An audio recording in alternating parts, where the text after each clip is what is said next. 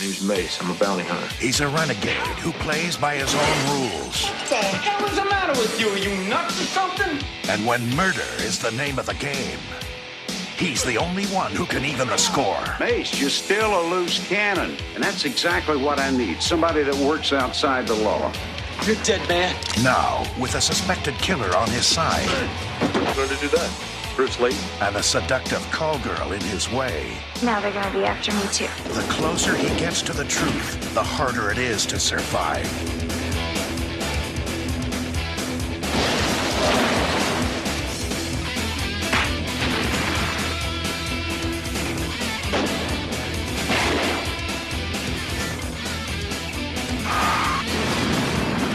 One other thing.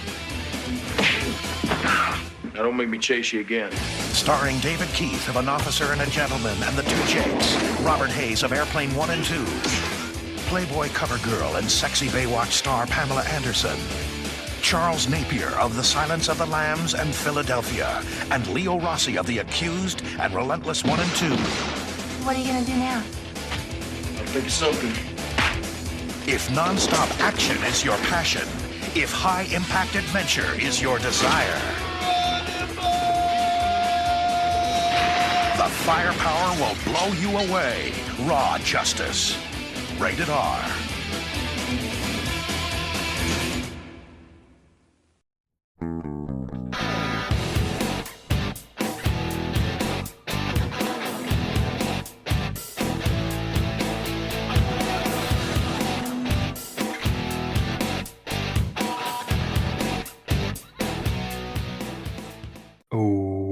Welcome to They Call This a Movie, testing the strength of friendships one terrible movie at a time. Subscribe to the podcast on iTunes or podcast services by searching They Call This a Movie, and find us on Blue Sky, Threads, and Instagram at TicTamPod. That's TCTAM Pod. Welcome back to They Call This a Movie. This is Anthony Delvecchio. With me as always is Dan Aquino and Mark Myers. Say hello, gentlemen. Hello, friends. Hello, everyone. I thought, since my brain is a little bit mush because of playoff hockey, I thought I'd turn over the opening to Dan. Dan. Oh, you sly dog, you. You still got your bid in almost. I A see little bit. that. I mean, the Flyers are undefeated since your son's been born in the playoffs. So you're welcome. That's why I did it. thank you. I That's know why I did it. you guys Just- love me so much. Just for you, Mark, and the Flyers. I had a question for you guys, and it's something that a lot of people have talked about, so we don't need to go too far into depth with it. But CinemaCon was last week, and there's a bunch of big movies that were shown, and one of those movies was Avengers Doomsday, right? So I feel as if all the three of us aren't very excited for it, right? Am I speaking for all of us when I say that? I'll use my movie pass credits on it. Sure, but we're not dying to see this. Am I? No, I'm not No. making. Okay, so It's been a long 7 years since Endgame. yes, yeah, it's moved on essentially, and so have we. Yeah. But for a lot of people, that's not the. And I saw online, it was on YouTube. I was going through YouTube, and it was Avengers Doomsday trailer leaked. I was like, I'll take a look. Why not? See what this is all about. So I click on it. Of course, it's AI, right? And I started to notice all of it was AI. There was nothing but Avengers Doomsday AI. And I don't recall seeing a movie that has this many AI trailers. And it got me to thinking two things. One, is this movie going to be the most heavily AI-induced trailer, quote unquote? And two, is this the future of all trailers? Now, are you saying this is an AI trailer? Like, this is the official trailer and it's just filled with AI? Or are you saying you clicked on a link and it wound up being a fake trailer that was all AI? It was a fake trailer. It was everything on YouTube that I've seen with that is fake trailer for Avengers Doomsday. So I was thinking to myself, I can't remember a movie that I've seen this many AI trailers. So is this going to be the king of AI trailer movies? And is this kind of like where the industry is headed? I mean, it's a weird question because it's just some dude making this, right? And putting in prompts to fake you out for the clicks. Yeah. So like, I don't know if it's an industry. It's a boutique industry. I could see I could see that becoming sort of the frustrating thing about, trying to find movie trailers or even supposed leak stuff or whatever. Will be in the same frustrating line as like, people putting like fake MP3s when we used to download them back in the late 90s, early Oh, 2000s. that's a good comparison. Like you think you're getting something and like somebody does their DJ shouting over the beginning of the song, trying, pump their brand. I think the real thing from a legitimate standpoint, studios, the main thing that you have not watch out for, because it doesn't really matter in the grand scheme of things. But I think the thing you're going to be seeing a lot of, and probably have been seeing a lot of, is I think any kind of movie poster or promotional art, a lot of that's going to be AI going forward. Gotcha. I think it's going to be more for them, more cost effective to do AI with the what they already have screen or in photos they have, then like bring editors in to cut up a trailer or cut up like screenshots from it.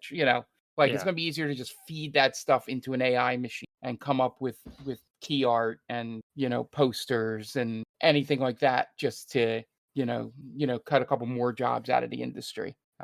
I think the trailer thing is going to be more of an annoying thing going forward, and it's gonna get a lot of stupid people excited about things that are not going to happen, and then we, meaning responsible movie watchers and fans, have to deal with the consequences of those people yelling at the studios for things that never existed. Yeah.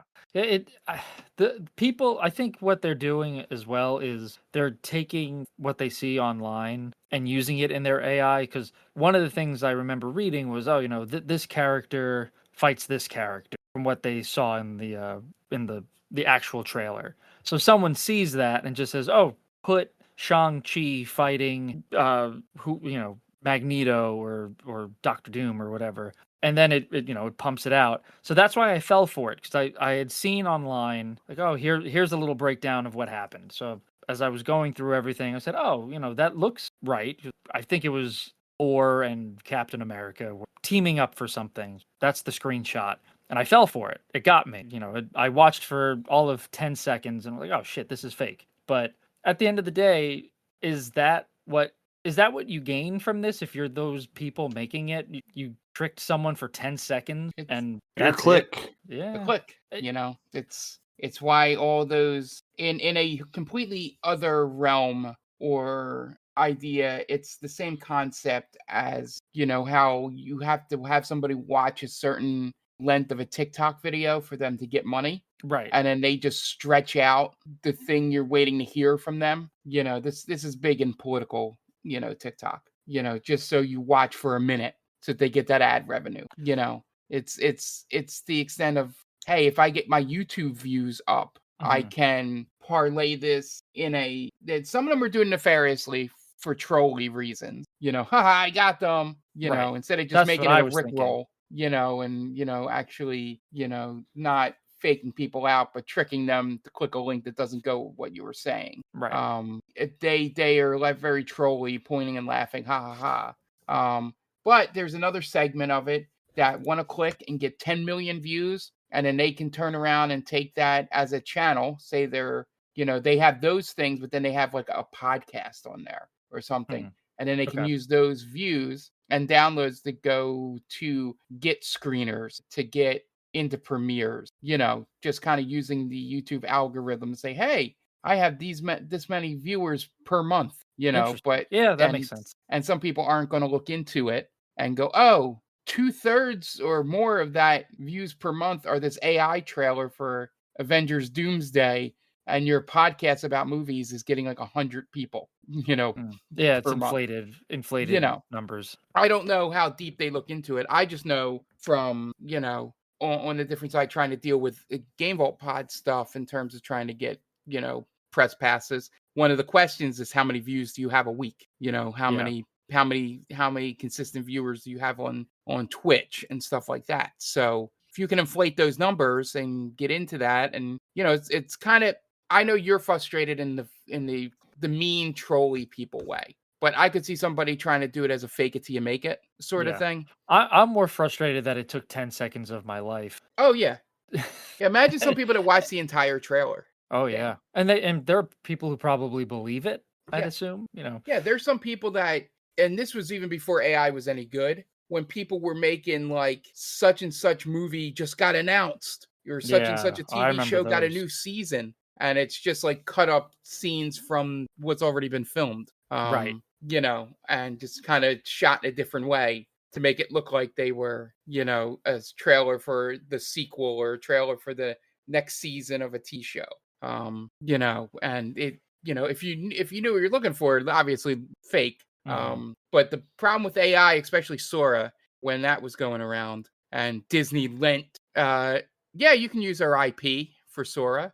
And you had like, characters talking to each other, or characters doing very terrible things before Disney, I think, finally pulled it a little bit. But yeah, it's just sort of, AI is this big thing that has its uses. It's very nice to be I like it in my work. We do it to transcribe meetings. We have a lot of virtual assistants, so in some departments, so it's nice to transcribe it, and then, if they have any questions or if I have any questions, we can go back and forth and not have to remember what was said in the meeting. AI is good in that sense, but then this is the bad side of it, or in general, the problem becomes, in news, you Sure. know, the Doomsday trailer can frustrate you for 10 seconds and get mad about it. But then if somebody puts a fake thing up there, to inflame a riot or something, because of how realistic AI's gotten, it's a big problem outside of, all the environmental issues it's causing. But I think this is a great way to, if you wanted to start an argument or a discussion about the use of AI, Dan, I think using this, like the Doomsday trailer, is a good inroad to get people to understand. Yeah, that's what I was thinking. I was hoping eventually people would just get annoyed like I was annoyed and try to get rid of it. But I was curious what you guys thought the future might hold for trailers. All of I garbage. think, and I'll finish one last point. I know I've hogged a lot of this conversation. I do apologize, but I think the thing will become is there's going to be a lot of studios that are going to try to go the AI route with trailers because they're cheap. Sure. Not because they're trying to trick people. It's just easier to feed things into an AI machine and have it kick out some bullshit. And if it looks just good enough, you can, send a trailer out there instead of spending, six figures or whatever it costs to have actual humans work on editing a trailer, Sure. together. I think that's the future of it. And I think the good news is it looks like it's backing down a little bit from a like big name thing like that. Disney not really backing out of like the Sora stuff is a big deal, because now they, that thing might start crumbling if different people with different IPs start going after it. I think that's the main thing that's got to happen, is it's got to piss off an intellectual, somebody's intellectual property enough that has enough money to just go after OpenAI, ChatGPT, to just end it. But God knows when that'll be, if it'll ever happen. With the way the world's been, I just expect them to become more and more successful and make more and more money. I just can't wait for the new fake James Bond trailer with Tom Holland as James Bond. That's all I care about. Yep. Okay, was that it, Dan? That's it, guys. That's it. I'm glad that you shared my frustration. I had a feeling you would. Well, You never know. the solve to this is to just stop being a little bitch looking for trailers all the time. I wasn't looking for it. It showed up, okay? If you You're want such to know a what I was, little do you want to Marvel know? fanboy cuck. I need to watch 100 reaction videos to the new Endgame trailer, or whatever it's called now, Doomsday. We Listen, absolutely need at the end of this, because we got way li- too serious for a little bit for our podcast. You can listen, see RDJ as Doom. with a bad Romanian accent. Listen, be that as it may, that I am a Marvel soy boy cuck. All right. What I was really doing? Do you want to know what I was really doing on YouTube? Jorking it. Not at work. Not at work. I want to be very, very clear about that. No, I was looking, and this might be worse, but I was looking up Napoleonic formation. Okay, that's what I was looking for. If you must know. You got a big battle coming up? Hey, he was good. All right, you never know when you might need Yeah. his tactical mindset in the future. Okay, Man. he wasn't the emperor of almost all of Europe for nothing. Okay, so take that, guys. Who gets the last laugh now? Me. It's better. To be fair, it is better than looking up Roman videos. So I hope they study your brain Yeah. when all is said and done. they're not going to get much out of it.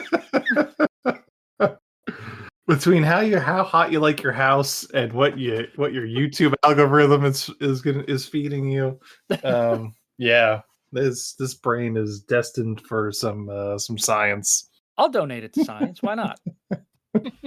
I'll be dead. Who cares? True. Yeah. Yeah. If you guys are around for this to happen, if I die before you guys do when this happens, just make sure everybody knows about it. Okay. Don't let it be in vain. Okay. All right. Well, thank you for that little intro there, Dan. You're very This week is our movie of the month. And what is a movie of the month? Well, every month we put up a poll on our Discord and we let our Patreons decide what movie we're going to watch. And yeah, you heard that right, Patreons. That means we have a Patreon. If you go to patreon.com/TickTamPod, you can subscribe for just $1 and you get access to an exclusive episode every month, as well as access to our Discord. And that's where it's all going down over there, fellas. We've got polls, as I mentioned, monthly polls, and every month we let you guys decide what movie we're going to pick, as well as questions of the week for our fans, usually pertaining to the movie that we're going to watch this week. We have just natural discussions about movies that we are watching that don't pertain to the podcast. We're talking about music. We're talking about TV shows, video games, all that kind of fun stuff. Just kind of creating a community, kind of encouraging everybody to watch things that maybe they haven't yet. So check it out, patreon.com/TickTamPod, and it's just $1 to join. But as I mentioned, this is the movie of the month, and this month's theme was spring into action, kind of a little pun. We did Fall into Love a few months ago, so kind of picking up where that left off. So we pitted 3 action films against each other. The losing films was Mark's pick, Chain of Command, starring Stone Cold Steve Austin and Michael Jai White. We had Lionheart, the Jean-Claude Van Damme film from 1990. Which was Dan's pick. But my pick was the one that came out on top. And, I haven't seen those other films, but once again, I will say our patrons chose wisely. Because my pick, the one that won, is called Good Cop, Bad Cop, or Raw Justice from 1994. Good Cop, Bad Cop, aka Raw Justice in 1994, was directed by David A. Pryor, who we've covered before with his film Deadly Prey. He's also directed Man Killers, Death Chase, Night Wars, Jungle Assault, Invasion Force, Future Zone, Raw Nerve, among many others. Stars David Keith, Robert Hayes, Pamela Anderson, Leo Rossi, Charles Napier, Stacy Keach, Javi Malero, and Ted Pryor. IMDb score of 4.2, Rotten Tomatoes score 19% audience. No budget or box office numbers to speak of. Plot. The second best combination of the names David and Keith plays a former cop turned bounty hunter in New Orleans. Robert Hayes plays the worst lay in history, but still finds himself in the center of a frame-up after his date, the daughter of the mayor, winds up dead. David Keith agrees to help Robert Hayes try to uncover who's actually behind the murder, both of whom probably only signed up for the movie after they read that they'd be filming a sex scene with early 90s Pamela Anderson. So, I want to know where you guys are coming from with Good Cop, Bad Cop, or Raw Justice. Your choice of which title you prefer. Dan, let's start with you. I'm going with Raw Justice because that's how I found this movie, to do a little bit of research that I did. So I had never heard of this movie. And when Anthony messaged the group that the Patreon members had chosen wisely, I got very excited because they have good taste, I've found. And I agree with Ant and the Patreon members. This movie is a lot of fun. And I was especially excited because David Keith is in it, Robert Hayes. I like Stacy Keach. And I remember thinking, because David Keith, I've known for a while, right? He was in Major League Two, I think in U571, Men of Honor, decent actor. And I remember thinking to myself, I'm surprised David Keith hasn't done more movies. And then I saw Raw Justice and I realized, oh, that's why he doesn't, because he's not a very good leading man. He's a solid, background actor or supporting actor. Sure. He doesn't really have the chops for leading man. He's for some reason his too cool for school act doesn't work here. I don't know why. Yeah. Sure. Maybe it's because he's teamed up with Robert Hayes from Airplane, of whom we know nothing. I have no idea what Robert Hayes' character was in this movie, other than he was like living in squalor. Yes. the first time we see him, he lives in like a closet or something, like a janitor's closet. He's like a bum. I don't know what his deal is. But it was like a shack, I would say. yeah. Yeah, it's like there's debris all over the place. Oh great, this is our hero, I suppose. Which also leads to the question, how did he get a date with the mayor's daughter? That's a great question. This movie does a terrible job of introducing character. Apparently David Keith's character was married to the mayor's daughter or dated the mayor's daughter. It was a very serious relationship at the very least, yeah. Sure. There was so much like exposition in that from after she dies. Yes. Like it just cuts to the news reporting it, and then for some reason David Keith's character just is immediately upset, and you're like, wait, what? Did he know her? Well, you see a picture of them together. Well, he I think looks it's over after to the picture. It's after he breaks the TV. Yeah. And until you see the photo, you're like, oh, right, okay. But and I love the fact that it's like really like everything is sort of dropped there, and then you're supposed to be like fine with it for the rest of it. Like, oh sure, the mayor's daughter got killed here. And all these people somehow are all connected outside of Pamela. Right.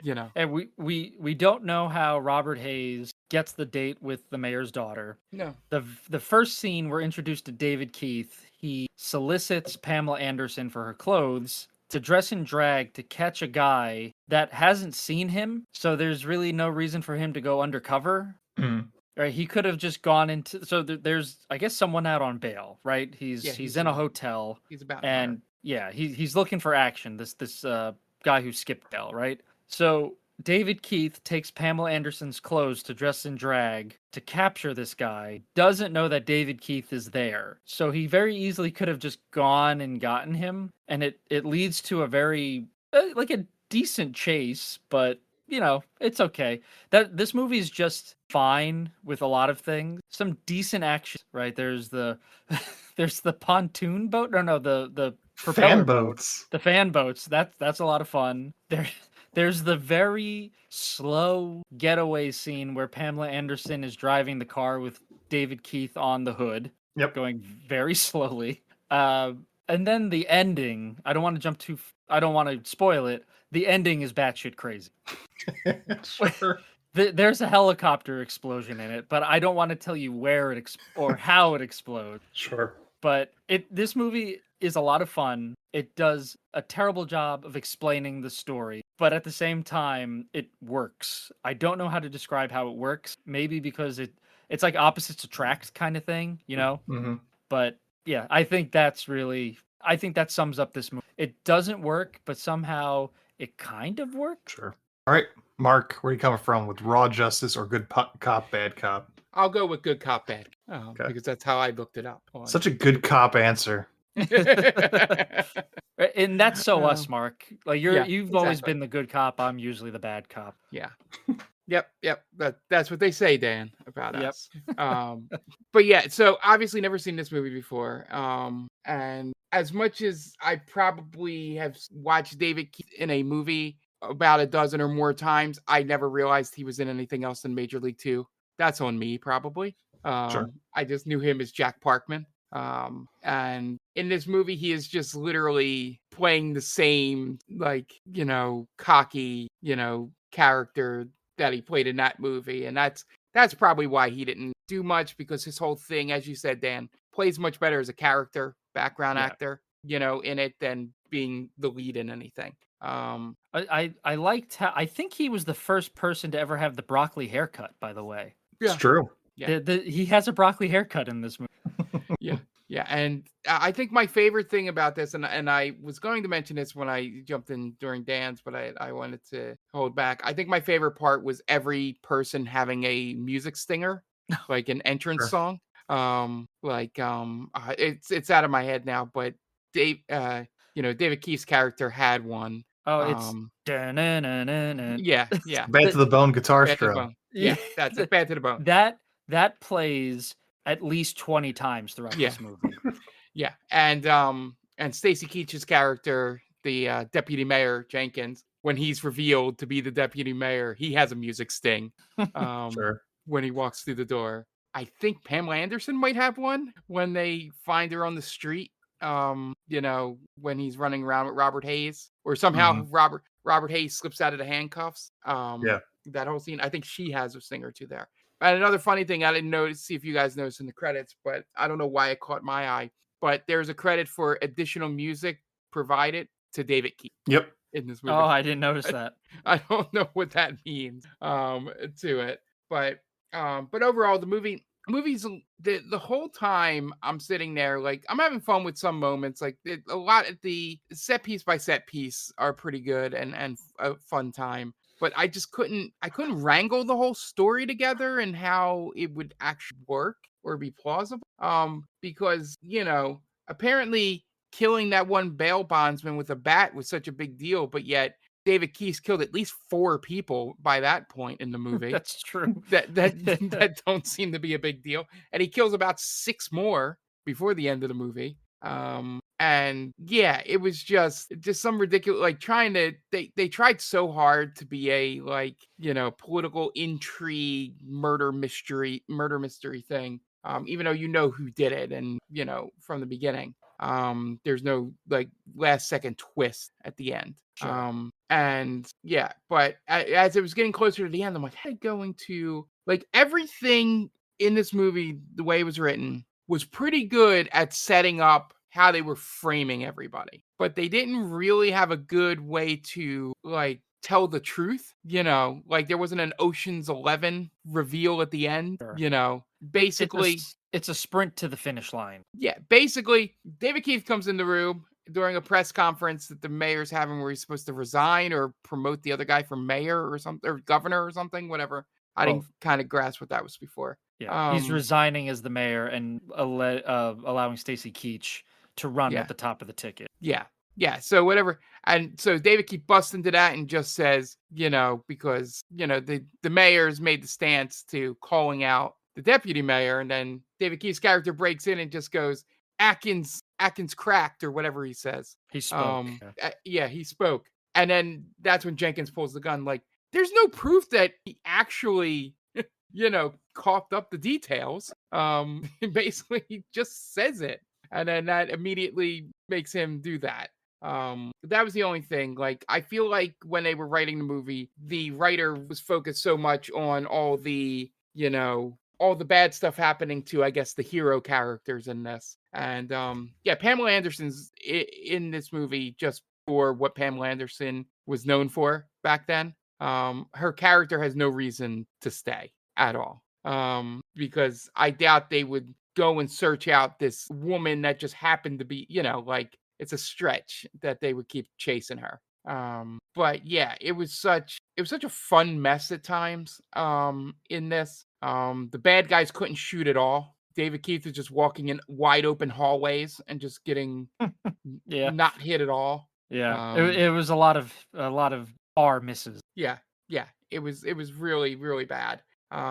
And I don't know why this bothered me, but the exterior of the hotel room is a different place than the interior, if you know what I'm saying. They don't match. Yeah, because when they go in the room, they have a curtain and things up over where the window and door would be, and it's on the opposite end of where he comes in. So unless there's some kind of balcony or 2 entrances into this hotel, they just had they shot in 2 different locations for some dumb reason. And I think they put the shades up and all that, so you didn't notice that that was a window and door in the back.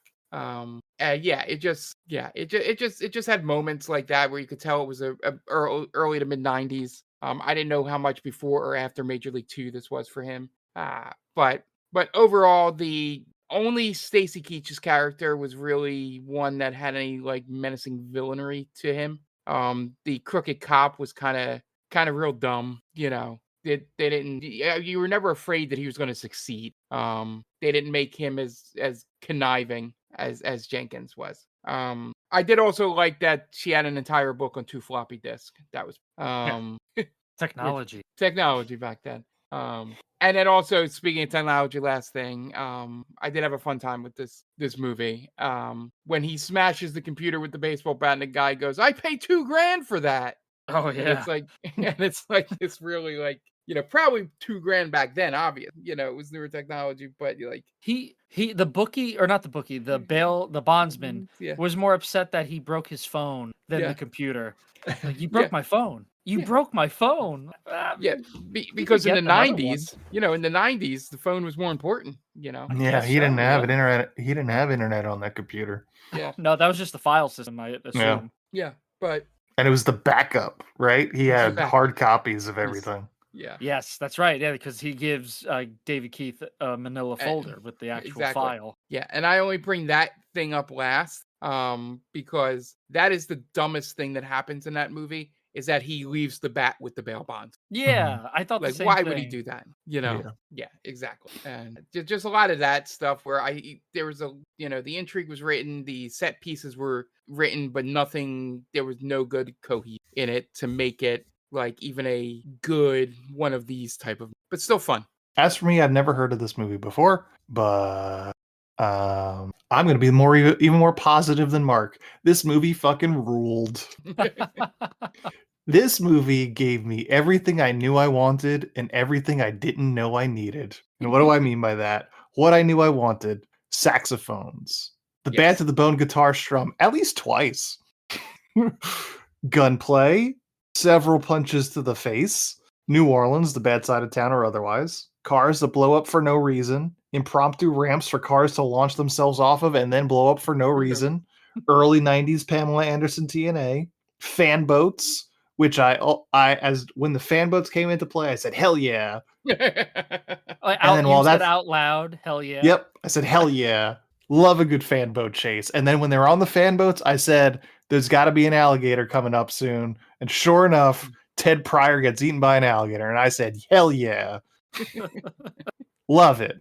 Now, what I didn't know I needed: David Keith in drag. Characters saying or doing something obviously meant to elicit a violent reaction from another character, only to be surprised when they get punched in the face. Yeah. Okay. A Robert Hayes sex scene. Oh, can I say real quick? I have written down in my notes, right?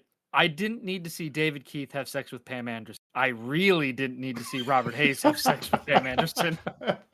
Yeah, and David Keith took full advantage of that. Yeah. Oh, did he ever? He went to town on Pamela Anderson.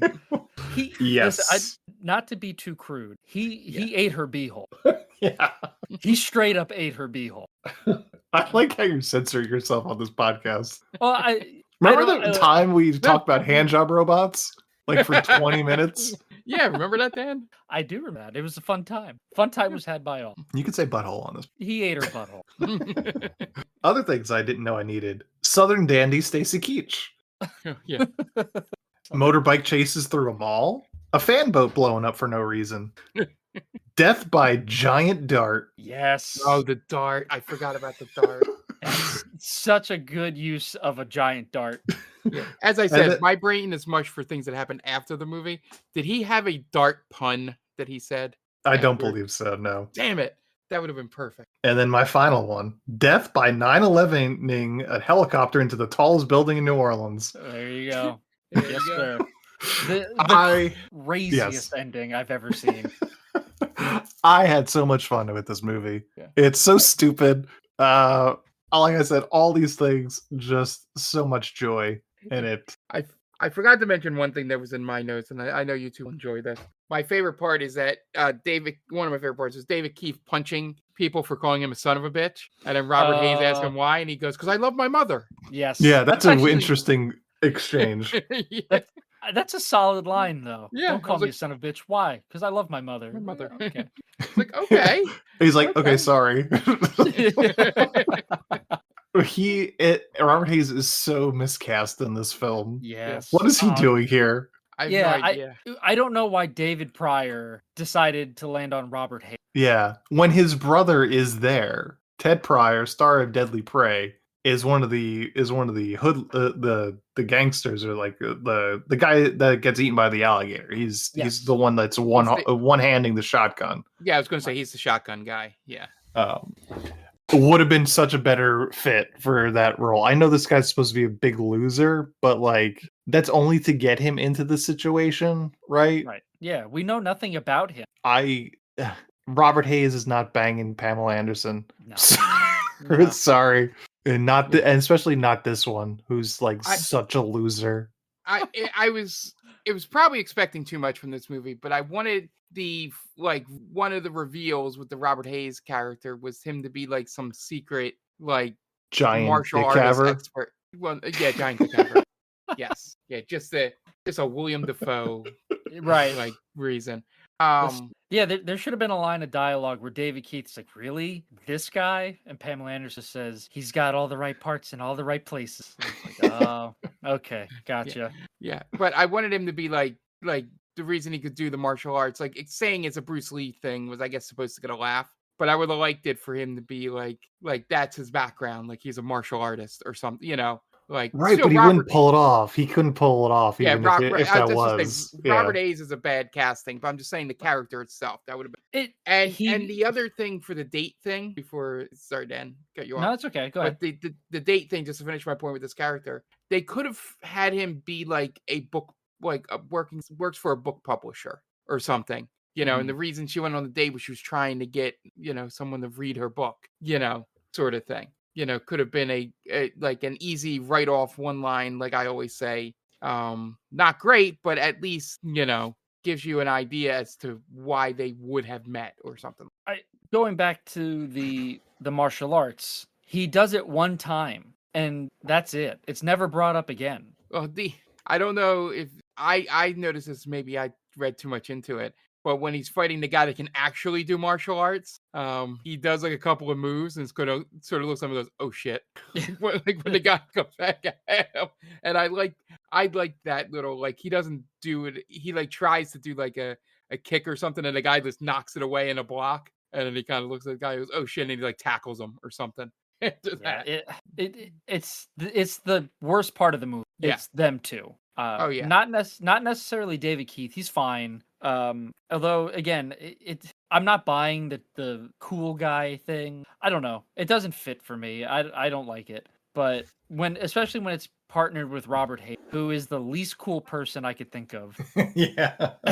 And their witty banter doesn't work. It doesn't really gel. I would have rather have seen just go full on. You're ripping off Lethal Weapon anyway. Why not have Charles Napier be the partner? Just this old grumpy white, and then you have David Keith who's like, "Yeah, I'm too cool, bro, and I'm gonna go chase this guy up in the mall." And Charles Napier like, "You ruined all these stands." You know what I love to see? Buddy cop, David Keith David. Yes. I'm sure some college humor or something at least tried to get that together for an internet video. That would be. Listen, anything with Keith David in, I'm in there. I'm sat. I'm ready to watch. So I think that makes this movie exponentially better. Yeah, but yeah, Dan, you undersold how many times that "Bad to the Bone" riff plays. It's every time he's on screen.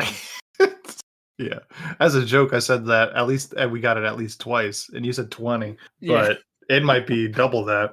It very easily could be. It plays in unnecessary segments of the movie. Yeah, it plays so often. It's like they're daring the owners of Bad to the Bone to sue them. And it's just 5 seconds. It's It's Or enough not combine to- those 5 seconds. Nope, they only play it in 5-second increments. Yeah, but then you get a 5-minute song out of it. The amount of times it's played, but it like plays when he like walks up to the room of the hotel. Like that's not necessary. So every time he shows his face, he does a great job of wearing sunglasses and ripping cigs, though. He does have a yeah. I mean, he looks cool. It's just his attitude doesn't fit the movie. Yeah. I feel like he's good cast if you just keep in mind he is a New Orleans shitbag. Yeah, Sure. Like he's a step below like a private eye, right? yeah, Because Yeah, he's right. not an Bounty hunters. investigator. He's just the guy to collect the debt. Yeah, he was on the police force, but then he was Yeah. fired, right? Yeah. So Took the now, fall. yeah, he took the fall for the mayor. mayor. Yeah. That's right. He made some bodies disappear. Apparently, this mayor's a kind of a shitbag too. Oh, yeah, yeah. so that's the thing. How I mean, are we ACAB, supposed? we know that. Right, but how are we supposed to root for the mayor if he's having our hero disappear bodies for him? Yeah, I don't know. And so I had mentioned earlier that this movie, and because Mark had brought it up, where the movie kind of didn't understand how to finish. It is a race to the finish line because I realized they get into a bar fight, right? David Keith, Robert Hayes, Pamela Anderson. They get into the bar fight with Leo Rossi's character. Look at the time; it's an hour and 28. It's an hour and 28 movie. At that point, it's like an hour and 18 minutes in. It's like, are they gonna like resolve this movie? How are they gonna do it? Like, they haven't even gone to Stacy Keach yet. And they just they get into the bar fight. The next scene is the press conference where Charles Napier just flat out tells everybody Stacy Keach killed my daughter, and now there's a hostage negotiation going on. Like, this is it's too late in the movie to do this. Yeah, and apparently, David Keith's character knows how to fly a helicopter. Apparently, Well, he knows how to get it off the ground. Yeah. I knew immediately it was him. They just show the back of his head. It's like, oh, that's David. Yeah, so we are kind of dancing around exactly what happens at the end. Stacy Keach takes the mayor hostage, right? Brings him to the roof, demands a helicopter. They pull off the helicopter, they land it, and he gets in, and yeah, David Keith is the one piloting it. So then he pilots it, but to crash into a building and jumps out right before into the water. So Stacy Keach basically just crashes and dies into I'm assuming an office building full of people. Yeah, Probably killed 30 to 40 people. Yeah.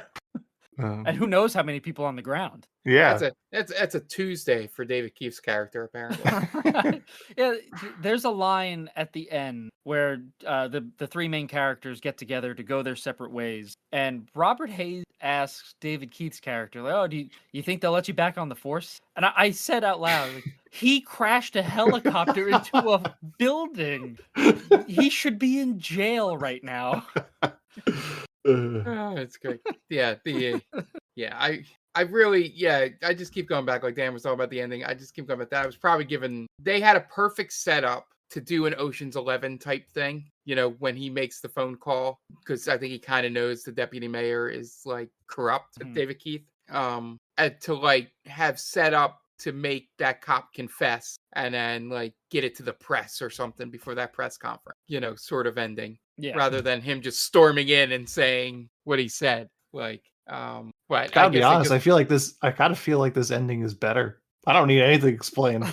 Yeah. Stacy Keach cracking under immediate pressure is fine by me, as long as we get him crashing, the point I was saying, crashing his helicopter into a building.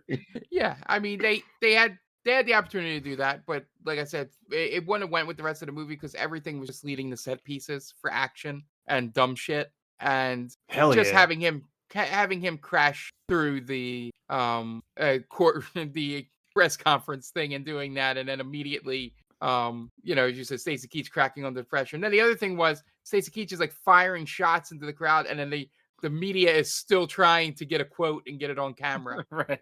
But and then when he's in the helicopter, it's weird because you talk about him cracking under pressure. When David Keith jumps out of the helicopter, Stacy Keach takes it pretty well. He you would think he'd be like screaming, no. He just goes, damn it, god damn it. And that's it. Like, he accepts his fate pretty quickly. Yeah. He goes through the stages pretty fast.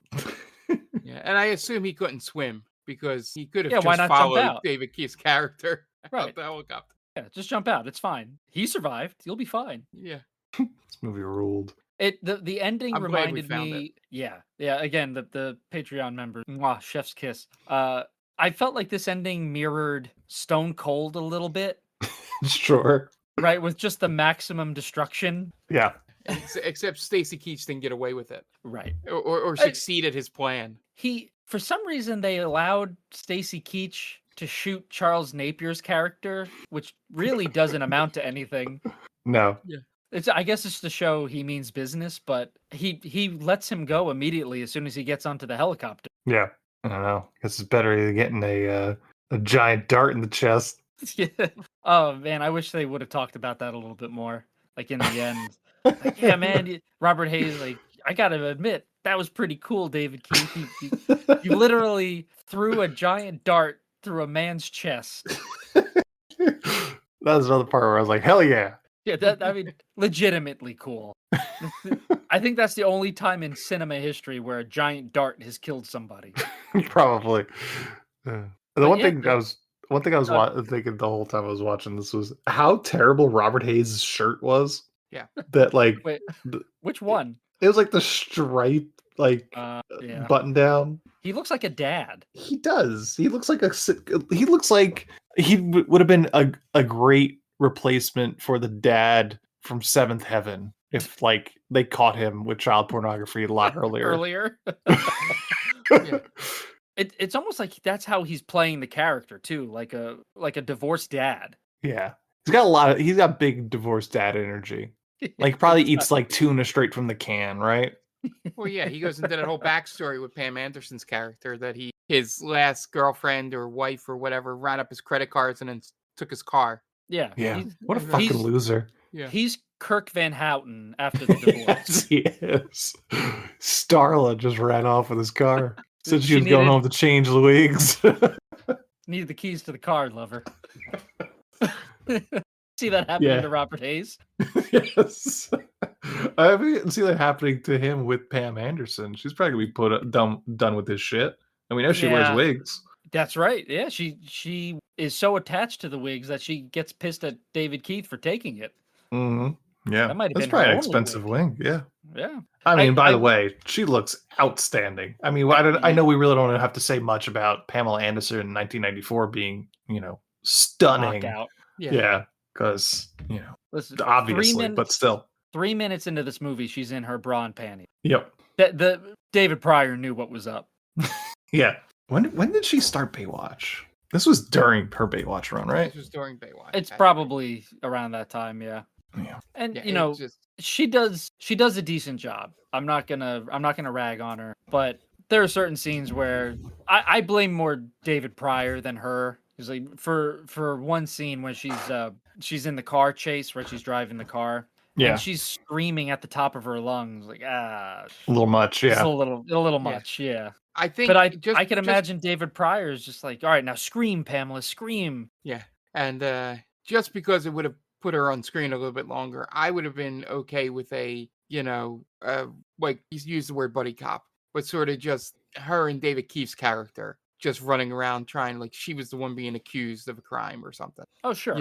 Without Sure. Robert Hayes' character. I think that Yeah, that works just as well. I think you can pluck Robert Hayes' character out of this movie and still have the same movie. Absolutely. 100%. Robert Hayes does not belong anywhere near Yeah. because he doesn't offer anything. Yeah, you could give his story in this movie to Pam Anderson's character. Yeah, sure. Yeah, because she's a hooker, right? So very easily it could have been, hey, the mayor's daughter was hanging around and The mayor's son. yeah, mayor's there son. you go. Yeah, the mayor's son. The mayor's son. is killed, and Pamela Anderson is One said framed, you spent right? the night with him, right? Yes, there Mhm. you go. He was last seen in this vicinity. Yeah. Yeah, and then instead of incest in the book, it's that the son that it was like it was gay incest, Or sort you of, could just have you it know. that he was having affairs with hookers or whatever. He was doing drugs Yeah, and but hanging out with hookers. the blackmail thing that Jenkins was holding over the mayor was incest. They You could know, change. yeah, Yeah, because the incest, I don't think plays with that storyline, in my opinion. Because I would say the big scandal would be, hey, the mayor's son is a drug addict and like banging hookers. yeah, Yeah. What's his laptop situation? Right. He got on a laptop. Yeah. One thing about the as we're talking about Pamela Anderson, the first sex scene with Oof. David Keith. What I find so funny is that they're actively hiding from people looking to kill them. They're like, we got to be Yeah. quiet. Don't make a noise. And then he immediately tongue punches her fart box. yeah. It's like, okay. Part of me thinks that was not supposed to happen, Yeah, and and David Keith just went for gold. Yeah, and talking, which could be a crime. Hey, Which I read in the trivia that the sex scene was like traumatized her. She was like crying out. So Yeah. it's not out of the realm of possibility that David Keith just decided, hey, I'm gonna lick me some butt. He took he took some privileges. Yeah, because Yeah. he went to town on her Yeah. boobs. Yeah. It made me uncomfortable. Yeah, I was like, at first I was like, oh, cool. Oh, I don't like this. I don't like this Yeah. at all. yeah, they definitely took advantage in that, and Right, because you how know, old is sad. she at this point? She's in her early 20s, right? Yeah. So 1994, so shot in 93. How old would she have been? Go on place. Where's the age? She would have been. Where's the fucking bird? 1967. So she would have been like 26. 26, Yeah. Yeah. So yeah, I think he took some liberties. Yeah, I wouldn't put it past David Keith to do that. Yeah. Well, I saw that trivia and I was like, well, the Robert Hayes one, I can't see it from Robert Hayes, and it's a more passionate sex scene, right? It's very tame, Yeah. albeit highly unnecessary. Yes. Because there's the scene prior to that is David Keith seeing her undress in the window. Right, he in says, silhouette. Yeah, and he's saying, I'm gonna go for round number 2. He goes up, asks if she wants any company, and Robert Hayes enters, like putting his pants back on. So it's like, it's inferred that they bang. We don't need to see it now. I think they were in the process of about to bang. Sorry, it was. I think he was taking his pants off. Gotcha. Okay, it was pre-coitus, not post-coitus. Pre-coitus, yeah. Gotcha. They didn't have the candles lit yet, you know. Do you think Robert Hayes is a generous lover? He's got to be, right? He's got to make up for stuff. I was just going to say, with his looks, he's got to be. Yeah. It's total dad bod, too. He's way too old for, for us to Right. have to see him coupled with a 26-year-old. Right. He's got to be in his mid-40s. Yeah, let's see. Right? It's uncomfortable. He's almost 50 he's like, 46. Not great. At least David Keith, you could kind of make the argument for, like, yeah, he looks younger. Right. Because he was born in 54, so Yeah. okay. He's 40 at that point. Yeah. Still not great, but not great, but he's supposed to be the cool guy of the movie. Right. Like I said, ripping cigs and wearing sunglasses. I will give him credit. There is a really cool scene where these random punk try to take his car, and he beats the shit out of them with the help of Robert Hayes at the end. But then he, instead of going anywhere or cutting to the next scene, he starts smoking a cig with all of the unconscious bodies around him. I was like, that's kind of cool, because these guys are gonna wake up and he's probably still gonna be there. You don't see that very often. Just beat them up again. Right. Like, you guys, you want another round? Let's do this. I'm ready to go. I just finished my 15th cigarette. He smoked so much in this movie. He's a chain smoker, essentially. Yeah. Yeah. All right, guys. Final thoughts, Dan. I think this discussion has helped me like this movie more. Because I liked it, but at the same time, I was like, man, there's just something off about this movie. I don't know what it is exactly. Like, I wasn't fully buying David Keith. Hated Robert Hayes in this movie. Completely useless, as Mark said. Like all the unnecessary sex scenes with Pam Anderson. Always a pleasure to see her. She's great. I love her. But completely unnecessary. But the more we talked about this movie, yeah, this movie fucking rocks. This is pretty great. The chase scenes, some of the action scenes are great. The ending is a phenomenal ending. I love this ending. If you had given me 100 guesses, I would never have come close to guessing that David Keith was going to allow a helicopter crash into a building to kill the bad guy. Not by accident, purposely letting a helicopter crash, killing Yeah. dozens of people. That's amazing. For just the ending alone, it's fantastic. Yeah, it's a lot of fun. I think there's some changes that could have been made to make it even better. Naming, Keith David as the sidekick is fantastic. But I think this is it's a must watch. I'd say go check it out. Mark, final thoughts. Yeah. So the movie itself is a fun time. It's a chaotic mess, and I love it. As Dan said, I got more and more excited about the film talking about it here, which happens a bunch with some of these where I'm like 90% there, and then doing the podcast gets me to 100% in terms of enjoyment of the movie. The only downside is we like sort of figured out at the end is that it being the 90s and maybe not the best on-set discipline about sex scenes going on, but it's a time and place thing.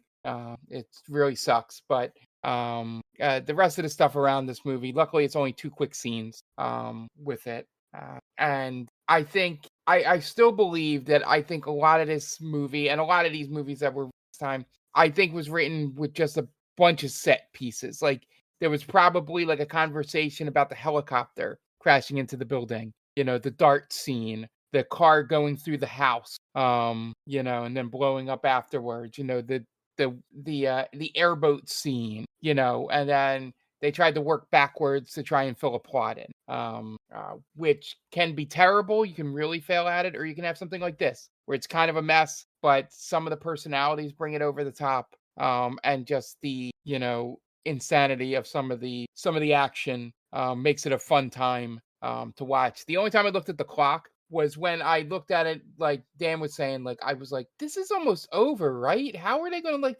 resolve this? Like, where's the end? And then it literally happens real quick in about 10 minutes at the very end of the movie. But yeah, overall, if you like these type of movies, this was definitely one of the better ones that we watched. Yeah, as for me, yes, this movie rules. It's got fan boats, alligators, Pamela Anderson, giant darts, helicopters exploding. It's everything you want in a 90s direct-to-video, sleazy action movie. Yeah, it delivered on everything I thought it would be and gave me more.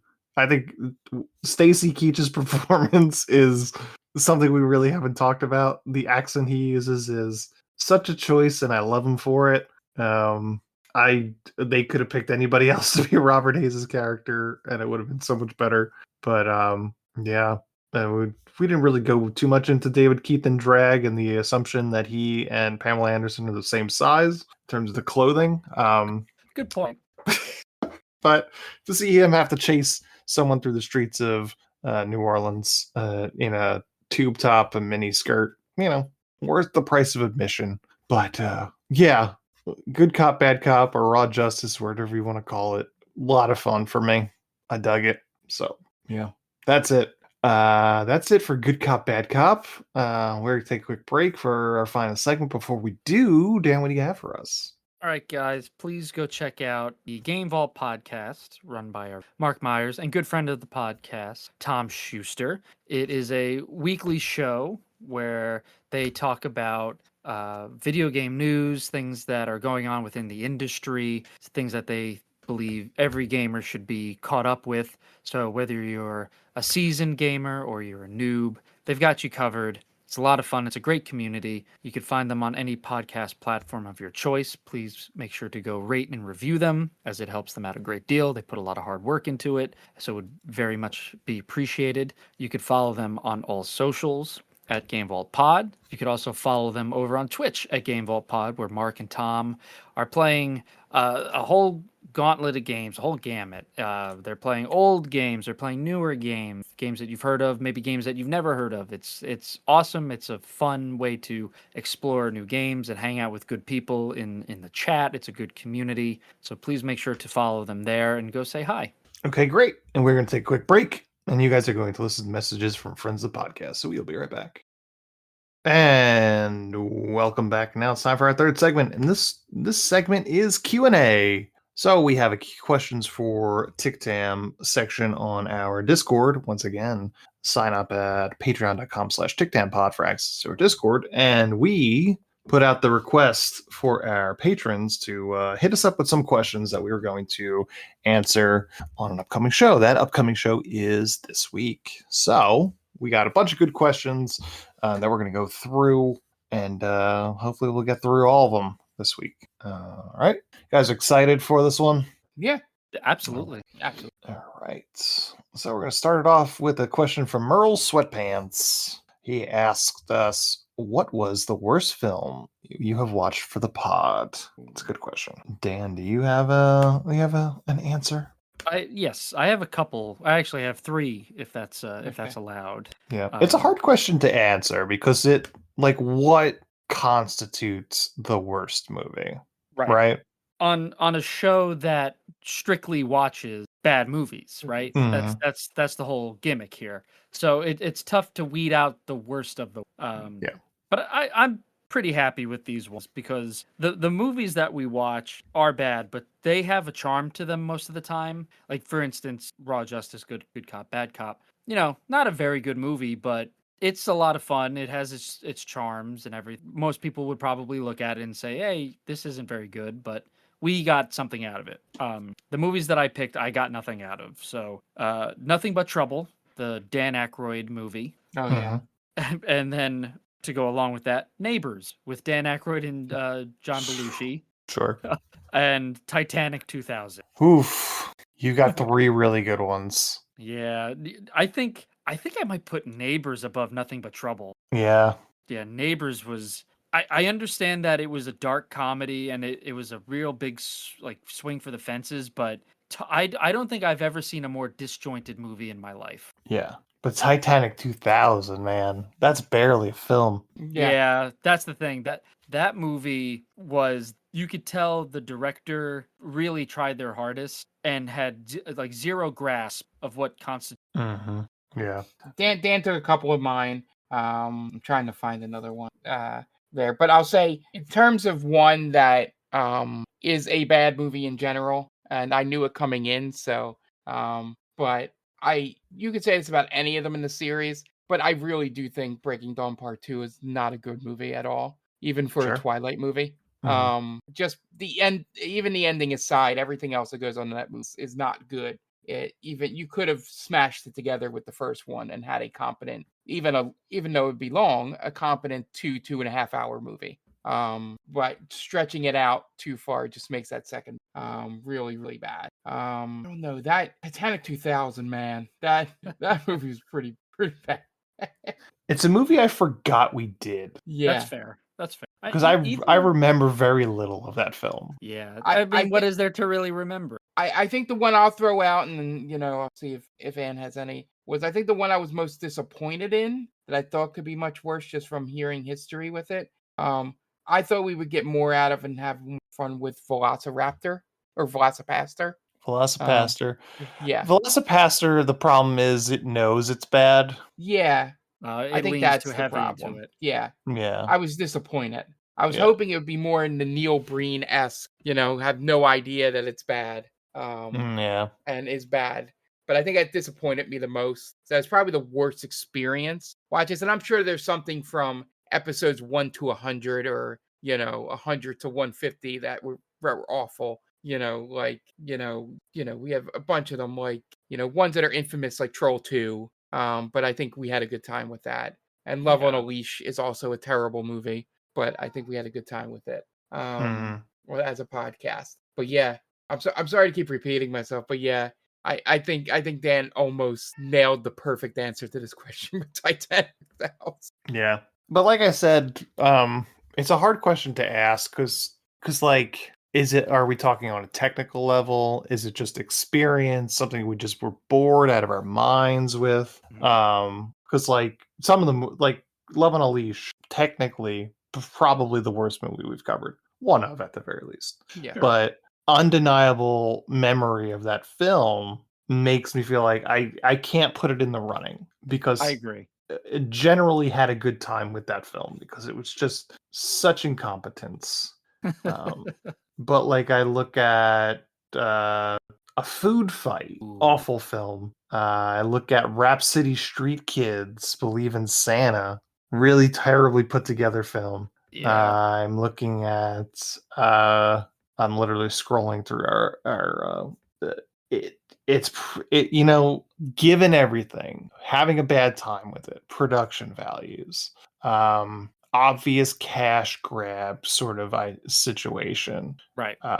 The answer is probably Christmas Vacation to Cousin Eddie's Oh. Island Adventure. That's a good one. That's a real good one. Yeah, I didn't get that far scrolling. There is no redeeming qualities of that film. Yeah, it might be that. I think, remember that movie being just annoying from start to finish. like if we put all these movies in together and you said you had to pick one of these movies to watch for the next, like, nonstop for the next 2 weeks or something like that, like some sort of weird Mr. Beast thing, that would be the movie I would pick last out of all the movies that we have here. Like Kirk Cameron Saving Christmas as well. Yeah. And then you got to go like Gramps Goes to College. We had a great time with that though. That's the thing. I almost put that down, but I remembered, like, yeah, the movie sucks, but we had a lot of fun tearing it apart. Yeah, I think the thing I was looking at going back was movies that disappointed us. Like we had an idea going in, oh, this will be great. This will be great for the podcast, you know, and then we watch it and there's like nothing. Like like Christmas Vacation too. In that in that vein, War of the Worlds Annihilation. Yeah. Sure. Remember we did that? I don't even remember what that is. That's the it's one of the Baldwins in that movie. Yeah, Is that the one? Is that the one where it winds up that Earth is attacking a alien planet? Yeah, we've been following the aliens. Yes. Yeah. But it's exactly like Earth because they couldn't afford to do an alien planet. Right. Just slight differences. Like the name, everybody's name is just like almost a real name, but not quite. Yeah, that was supposed to be like your clue that it wasn't Earth. Yeah, so there are a lot of answers that we've thrown out. If I had to pick one, gun to my head, I probably would pick Cousin Eddie's Island Adventure, which I believe was a Tom suggestion. Yeah, it might I be. believe he had it on DVD and ripped it for us so we could watch it. Or was that Nothing But Trouble? No, that was it was one of the two. It was Cousin Eddie. Gotcha. So thanks, Merle Sweatpants. I hope we answered your question because there was a lot of answers there. Our next one is from Night Duck. We have top 3 Dino De Laurentiis movies, which I have to pull up a list because there is a shit ton of Dino De Laurentiis movies. I'll go first this time. I've got to pick Barbarella. It's number 1 with the bullet. Okay. He executive produced Serpico, so I got to say that. I'm not going to do the ones that they say he's uncredited for because I think that's a cheat. It's Halloween 3 Seasons of the Witch is there, but he's uncredited as a producer on that. And what's my last one? He did Hannibal and Red Dragon. Flash Gordon. Yeah, that'll be my third. So Barbarella, Flash Gordon, which I'd love to see a crossover for that. Maybe that answers another question down the line too. And Serpico. Those are my answers. Mark, you go? I'll go next just because I'm going to take 2 of your 3. Because as I said before, I don't have much of a strong opinion on this, but you know, Barbarella and Flash Gordon were 2 movies that I did enjoy and have a fun time with. And you know, would watch again. And I'm going to take I for some reason, maybe it's just I got to be reminded that it was not a great movie, but you know, I would always go for some mid 80s Emilio Estevez and go with Maximum Overdrive here. As another movie I had a good time with. There's a couple later that, I haven't seen in a while to, like Body of Evidence and U571, but to actually have an opinion on. But those three are ones that I've seen recently and can say very much that I did have a good time with. Okay. Dan? So I have the 1976 King Kong bridges. Yeah. all of these are going to be very, like, if you know me, these are very Dan answers. King Kong, Army of Darkness, and U571. I love me a good submarine. Okay. Quality. He's also got Evil Dead 2 there. You prefer Army of Darkness over Evil Dead 2? Does he have? I didn't see that, and if that's the case, then I would switch that. But Okay. I also had Halloween 3, but since we were going uncredited, I changed to U57. What you said? Army of Evil Dead Darkness. 2. Evil Dead 2, 1987. See that? How did I miss that? Because I would definitely put that there. I don't think it's on IMDb. Yeah, I'm looking at Wikipedia. Wikipedia. Oh, okay. Yeah, it doesn't have it on there. It goes from 86 to 89. Wow. So the last movie that he has from 86 is King Kong Lives, dog shit, to Leviathan in 80. Oh, interesting. So I'll stand by this then, if that's the case. I'll go King Kong, Army of Darkness, U57. All right, there, Night Duck. That's your answer. Right. Next one is another one from Earl Sweatpants. Oh, he's got two. He's got two here. Best and worst theater experiences and favorite needle drop in a film. So let's go with theater experiences. Mark, do you have a best and worst? Yeah. Yeah, worst I couldn't really think of. I mean, I've sat through, bad movies, but not anything that was like a terrible, terrible time or I guess you could say worst experience. I think it was either Dark Knight or the third one. Is that Dark Knight Rises? Rises. Yeah. Yeah. One of those, the movie just stopped in the middle and didn't come back on, and we got like free passes to come back and see it. So it was one of those two. So I guess that would be my worst movie experience. Mm-hmm. We also had a fire alarm pulled on us for the ant. That was Civil War, yeah. Yeah. Captain America Civil War. Captain America. But my best movie experience, I'm gonna say two because they're great for different reasons. My favorite one is I went and saw Snakes on a Plane in theaters, and that was just a crowd that was just knew what that movie was there for all the insanity, and literally got a half standing ovation. He said, "I'm tired of these motherfucking snakes on this motherfucking plane." In the middle of a movie. I've never seen it happen before. Everybody was waiting for that moment in that movie. And I think as a theater going experience, not the best movie I've seen in theaters. That was fun. And then also going to see Rocky Balboa in theaters. It was the first Rocky I've seen in theaters. And there was a guy 3 rows in front of me that was literally shadow boxing with Rocky during the final fight. And just going, "Get him, Rock! Get him in the body!" And just like, actually, it was a real fight. And I was dying. I went to it was like maybe 8 of us in the theater because I went to like 11 a.m. showing. But the guy was just so into the boxing part, and it was great. It was such a Philadelphia thing too. Yeah. So that was an overall, for a whole movie. And then the one thing I always bring up with you guys is the only thing that would only happen in Philadelphia was they did the Eagles chant when the Eagles showed up in Return of the King. And that's only a Philadelphia thing. It wasn't a theater going experience, but it's a burn into my memory. But that Rocky Balboa guy was great. And I don't think I will ever, just to go all the way back to my first thing, I don't think I'll ever have maybe it'll happen, a movie going experience where people were so into the kind of joke of snakes on a plane and we're anticipating a singular line being delivered and just exploding into cheers when he finally says it. Because you didn't go see Minecraft in theater, did you? No, I did not.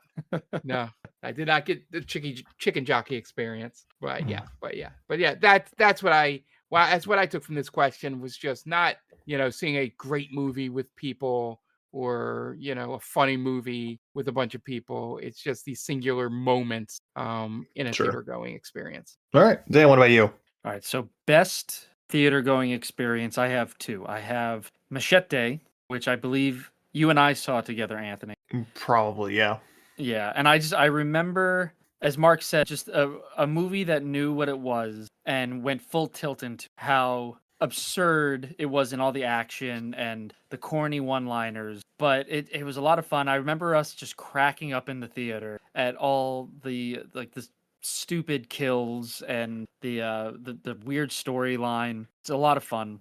The other best theater experience was Infinity War.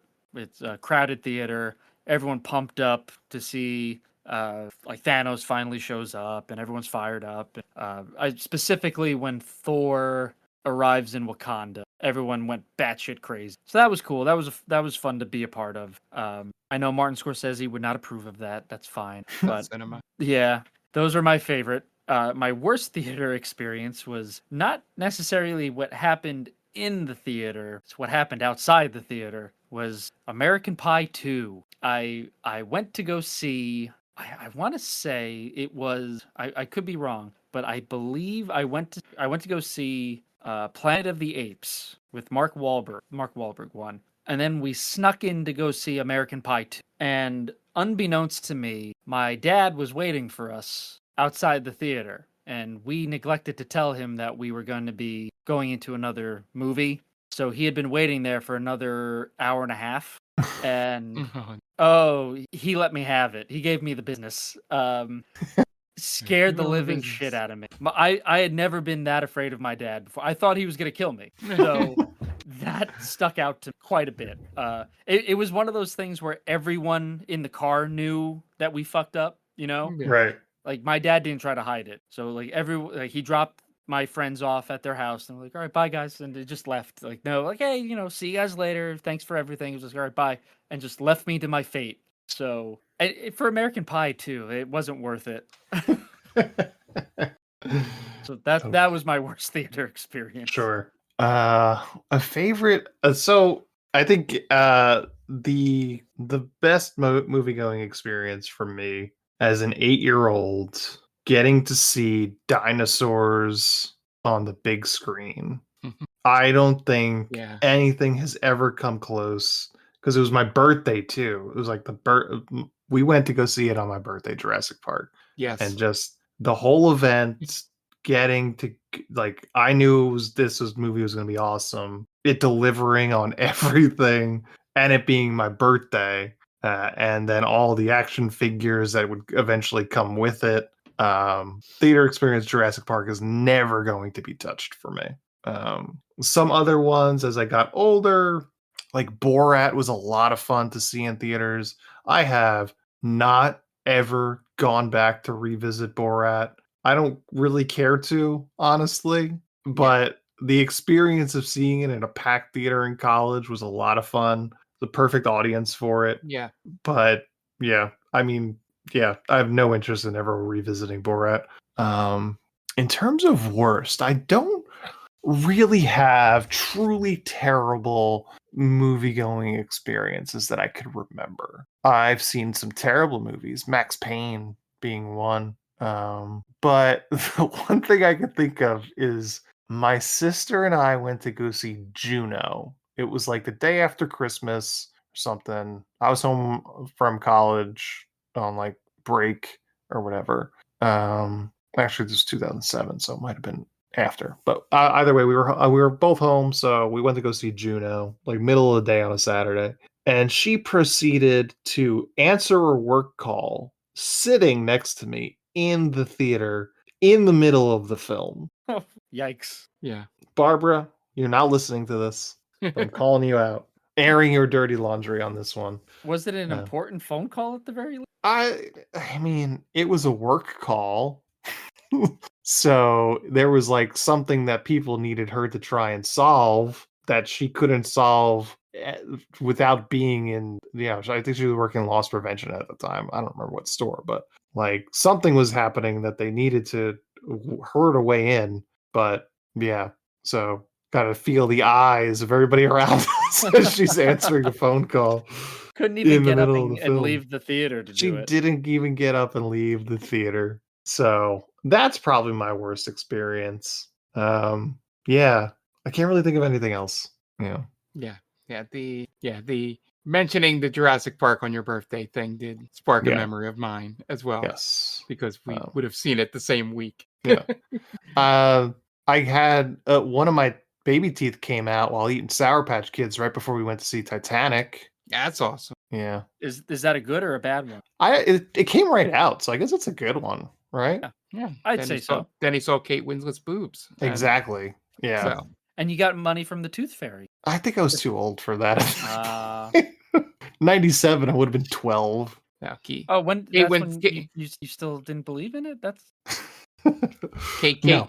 yeah. Kate Winslet's boob was payment enough. Yeah. that's true. I saw that.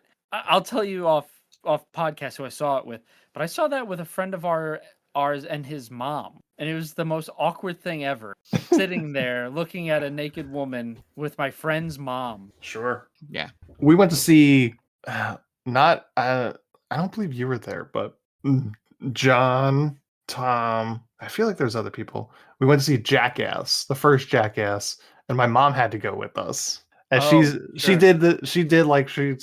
sat away from us. She sat like the next row over, but she sat there and watched Jackass, the movie with us. So that was fun. There you go. And his next question, another Merle's sweatpants. Favorite needle drop in a film? I think is this back to Dan? Yeah, I'll go. I have from Shaun of the Dead, Don't Stop Me Now. That's pretty good. Sure. Yeah, it was just, one of mine. Just beating up a zombie to the beat of Don't Stop Me Now is listen, that's a great movie. I love that movie. I love that band. Put them together. Fantastical drop. Sure. That's the only one I have. Yeah. Interesting. Yeah. I'm sure there are others, but this was a tough one for me. I struggled to think of this. Mm-hmm. For me, we were actually talking on the Discord, myself and Jonathan Night Duck, about Garden State. Just about every single needle drop in that film I love. I specifically pointed out the only living boy in New York is a great moment when they're screaming into the abyss, as they say in that film. And the ending, Let Go by Frou Frou. Also a great needle drop. But like, I was trying to think of some others. Sister Christian and Boogie Nights is a good drop. Stuck in the Middle with You from Reservoir Dogs, great one. There's so many good ones. Yeah. What about you, Mark? Yeah, I had a few that I can remember the needle drop and the scene, but I couldn't find the name of the song.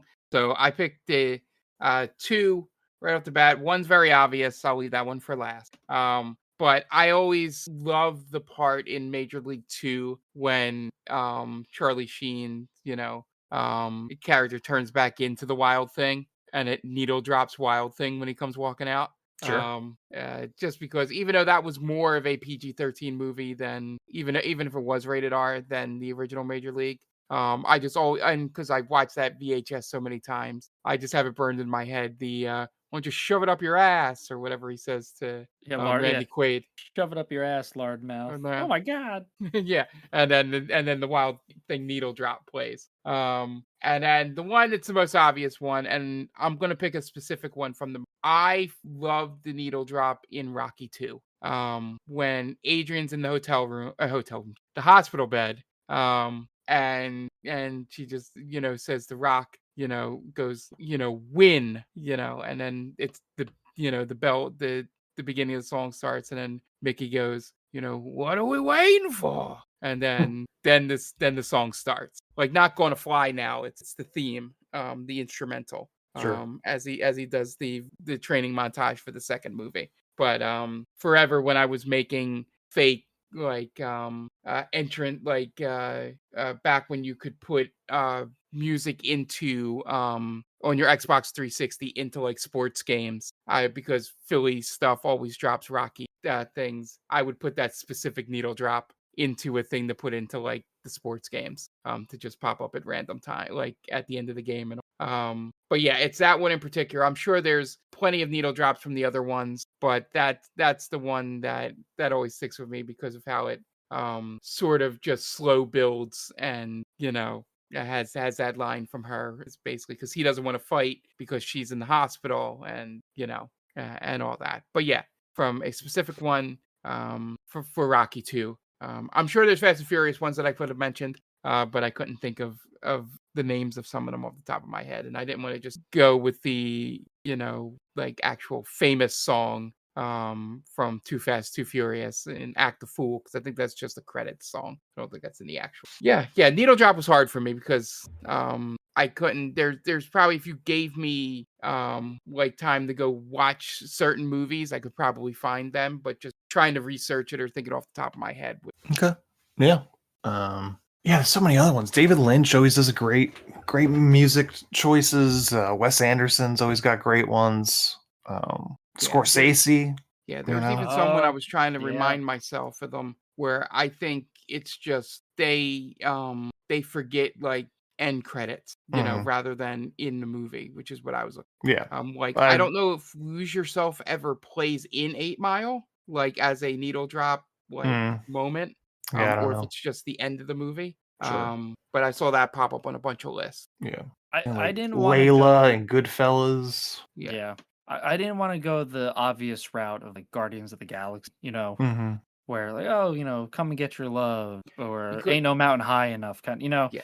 It's to me it just felt like everyone I would think I think the thing with that, Dan, is I feel like those are tough to count in my opinion, because I feel like James Gunn was doing it on, like yeah, this is the this is music, going to be this is going to be the needle drop. It yeah, wasn't the just like, music is basically pushing the movie along.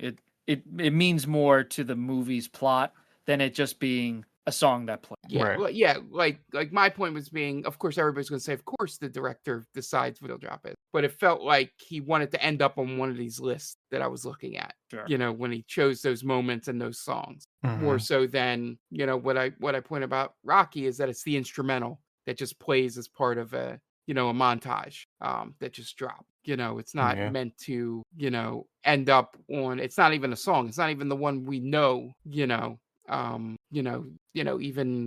Eye of the Tiger is a little cheesy when that dropped, just because it is an actual song. But yeah, I think we went through a whole bunch of them that, as Ant's naming them, I'm like, oh, yeah, that's right, that is what plays there. Right.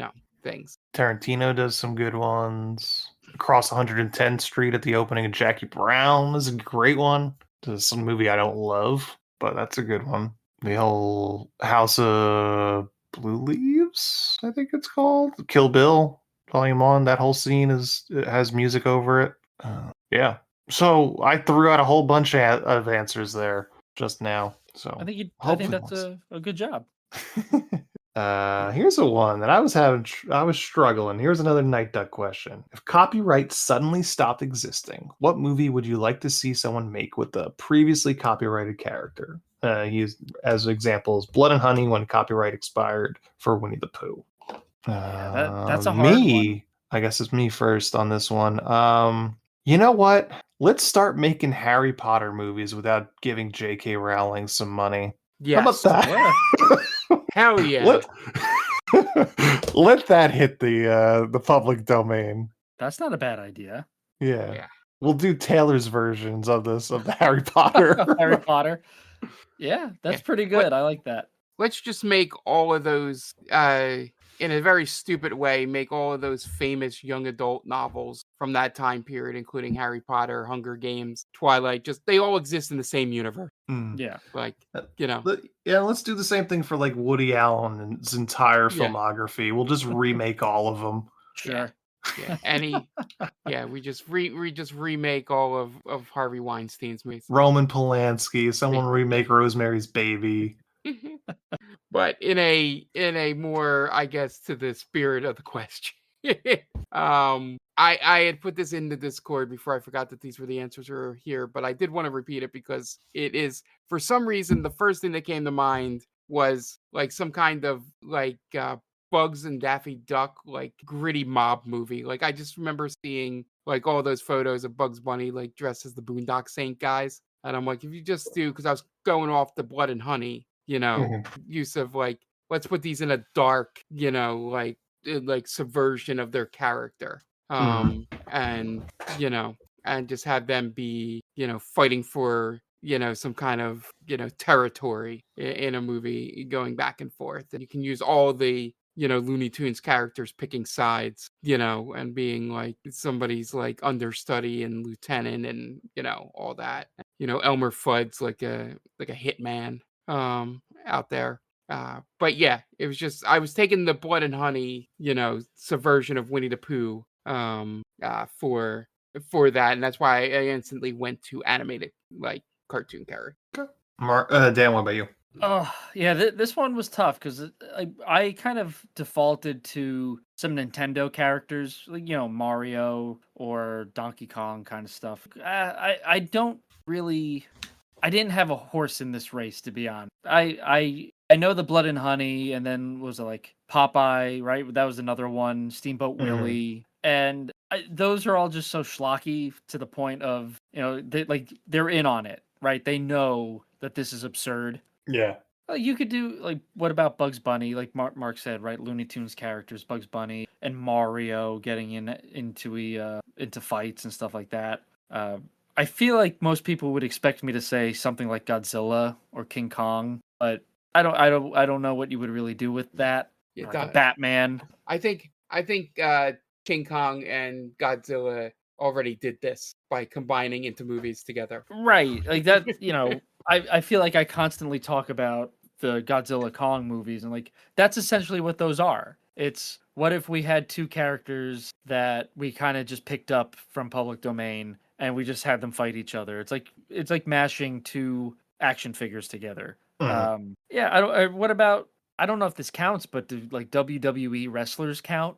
Oh, good question. Right? Right, Like, 'cause do they adhere to the trademark laws? that's Well, they're- a good question. Yeah, Right? Yeah, that's true. Because then 'Cause we could those- have like Hulk Hogan just get his ass beat constantly. Oh, you it's- mean like how when every WWE game came out, there'd be the African American streamers on Twitch that would just put him in a ring in a 1-on-8 match against 8 African American wrestlers that would just beat his ass. But this would be almost like a villain of the week story, but the villain of the week is always Hulk Hogan, and he's always getting beat up.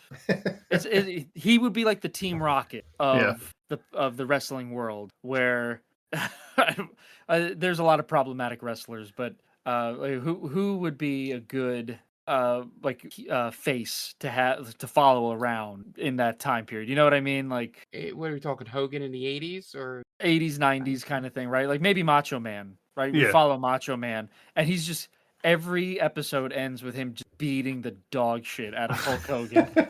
All right. I feel like Roddy Piper would have fun doing that. Sure, that'd be good too. Yeah. How about a different idea? Okay. Like James Bond goes into public domain, and we get just like really gritty R-rated James Bond. Tits, gore, just people's heads blowing up. Yeah, like some real cool spy shit, right? Like hard R James Bond. Not hard R in that way. But not the hard R, but a hard R. Yes. yeah. Before anyone comes for us. Not that hard R. Yeah. I think if there's a series that ever needs, in all seriousness, not just for this question, that would need a reboot into being a more R-rated franchise, I think it's James Bond, because I don't think you can live in the PG-13 world anymore. Or even the soft R that some of the Craig movies either were or kind of danced around there. But yeah, I think you need to go, even if it's not even for like the sex, in it, if just for the violence and darker storytelling that you can do with a spy movie. I feel like a reboot of that series needs to go in that direction, because I don't know if in this day and age a slick, ladies man, sort of the like almost to a comedic sense in the Roger Moore way, spy would work here. But yeah, 100%. it needs to. That would be.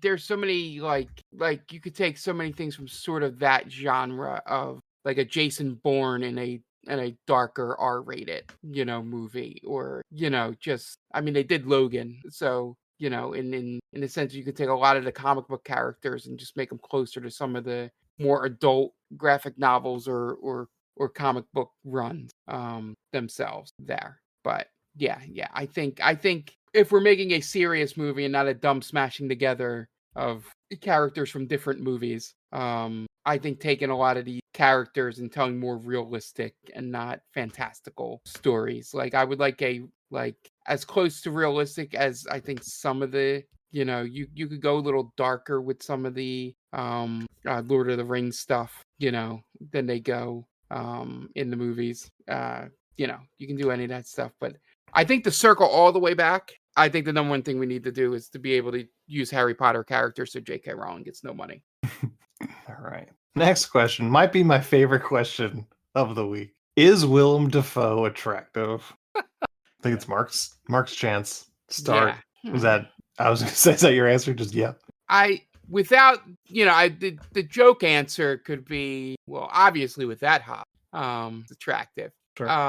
But I think in a weird way, when he's at his most charming, like some of the Norman Osborn stuff in the first two Spider-Man movies, I think could label him as attractive in a way. Now, would we ever say hot or, pretty or anything like that? No. But in terms of being able to attract a same-sex or opposite-sex partner, I feel like when he can put on the charm a little bit, I feel like he could pull you in for that, and then you're in for a great surprise when it occurs. Okay.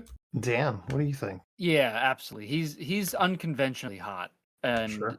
he's not your prototypical heartthrob, obviously. But as Mark said, his charm and this man lives his life every day to the fullest. You could just tell that he is so carefree and he enjoys what he does. You can't help but fall in love with this guy. He's always in the forefront of every scene he's in, even if he's not meant to be, just because of how unique he is. So I'm gonna say with no question, he's a good-looking guy. I think he's a hot guy. He's a hot guy. Okay. This is an interesting question because on my TikTok, people were not specifically talking about Willem Dafoe. It was a podcast kind of short video clip. I think all three of the guys that were talking were gay. They were talking about straight men's obsession, at least in the previous couple of years, about saying Ryan Reynolds was like a hot guy. And they were like kind of trying to deconstruct the reason around it. And they were saying that because it's not a limb for these guys to go for straight guys to say that Ryan Reynolds is an attractive man, right? It's a male gaze sort of situation. He's ripped.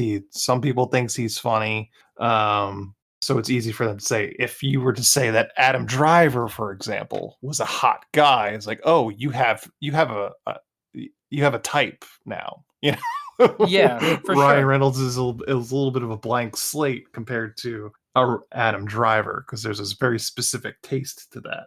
But and I think Willem Dafoe fits into that Adam Driver sort of category rather than he does Ryan Reynolds. But I'm looking at these pictures of him from Last Temptation of Christ. That's a hot guy. Yeah, he looked good, right? Back in the day. That's a hot Jesus. That's a hot Jesus. Jesus wishes he was that hot. I'd kneel at the feet of this Jesus. Oh yeah. He's a good looking dude. I think, yeah. I'm always surprised that he's not European. He's just a boring Wisconsin guy. Because I think it's because he has consistently done European accents so well. Yes. And he looks European. Like, when you can just tell, oh, that person's not American. Like before they even speak, you're like, that person's European. Right. And he looks that part, but he's not. He's just a dude from Wisconsin.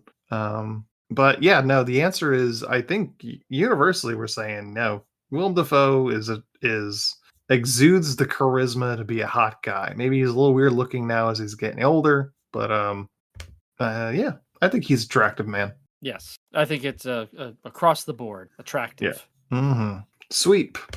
And we have one more question, and this is from Jen. Late breaking, and this is a common question that's gone on the social medias. I do like this question. What is an existing movie where you'd be okay with it being recast with one human actor and the rest Muppets? So Dan, we'll start with you. Okay. First thing that came to mind, Tombstone from 1993, keeping Val Kilmer as Doc Holliday, everyone else as Muppets. Very nice. I guess Kermit would be Wyatt Earp. Okay.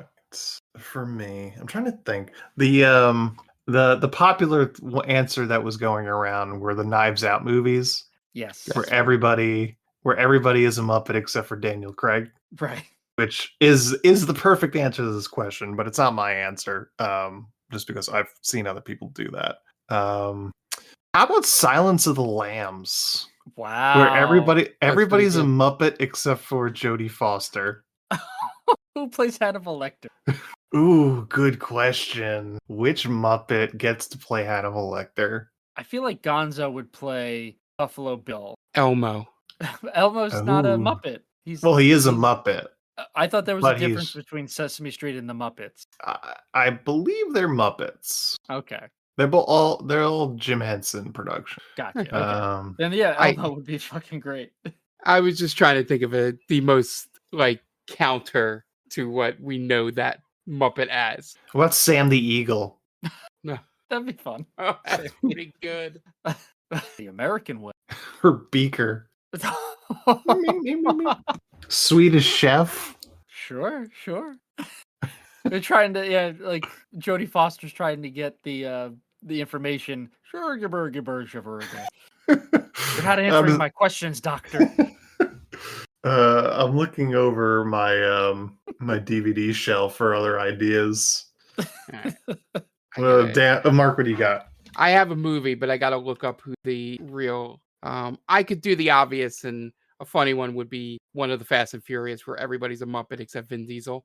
I thought that's where you were going. But that's not where I'm going. So the first thing that just popped into my head, and I had to remember who would be the thing. Let's do 12 Angry Men, but Henry Fonda is the only human. That's a good one. Yeah, I like that. And I was thinking of 11, like just having 11 Muppets around the table. Right. Sure. Just yelling back and forth. That's a good one. About a trial. That just literally popped into my head while I was sitting here. I was going to make Fast and Furious jokes, all that. You could do that. You could do. I'm trying to think of other Jaws. You could do. I just thought you could do Ferris Bueller, where where Ferris Bueller is the only non-Muppet in that movie. Do the right thing. My pick. Do the right thing. Danny Aiello is Danny Aiello. Everyone else is Muppets. You could do Vertigo. Movie. Vertigo. Jimmy Stewart is Jimmy Stewart. Everyone else is Muppets. Sure. Videodrome. James Woods is James Woods. If we want to take a very serious movie and do it, you could do Raging Bull, and Robert De Niro is the only human, and he's just boxing Muppets. Fozzie is Joe Pesci's character. You could do Rocky, and Stallone is the only human. Major League, and the manager is the only person that's not a Muppet. Oh, Lou Redwood? Lou Brown? Lou Brown's the manager. Lou Brown. Yeah, I like that. I think that's how the conversation started, was with Knives Out. If you do the first Major League, just to circle back to that real fast, the owner is Miss Piggy. Yes. Oh, 100%. Absolutely. What about Halloween? Halloween. You keep Jamie Lee Curtis. No. Michael Myers is a Muppet. Or you go Michael Myers. And everyone else is a Muppet. That's where I was You could do Michael Myers. You could also do Loomis. Oh, keep Loomis. Yeah, absolutely. Donald Pleasance as keep him. I just like the idea of one of the Muppets wearing the Michael Myers and trying to be like. I just picture the famous shot of Laurie looking out of the window, or one of the kids looking out the window, and just Michael standing across the street. Because then you have to show the Muppets' weird legs, right? It's always a little weird when you see them standing. Right, and them moving just looks so strange. But it's supposed to be this imposing figure. and it's just it's like what's it like Animal or somebody. Yeah, I've seen this one before too. We didn't bring it up. I've seen people say Heat and Pacino's the only human Ooh, that's a good in one. that movie. Similarly, No Country for Old Men. Tommy Lee Jones is the only human. That's a good one too. Who plays Anton Churich? Anton Chigurh. That's a good question. I think that's Sam the Eagle. Yes, because he's very serious, Yeah. right? Very monotone. Yeah. And speaking of Tommy Lee Jones, The Fugitive, but he's the only. Sure. Yeah. You always keep Tommy Lee Jones. Yes. Yeah. And just seeing. Do it with Batman Forever, and he'd be glad. Well, I had said I was talking to Jen about this because they had brought up, my wife and my sister had brought up the Twilight movie where you keep Robert Pattinson and everyone else is Muppet. Like, well, if we're gonna go that route, do the Batman and you keep Robert Pattinson as the Batman, and he's just beating up the Muppets everywhere he goes. He's just beating the shit out of the Muppets.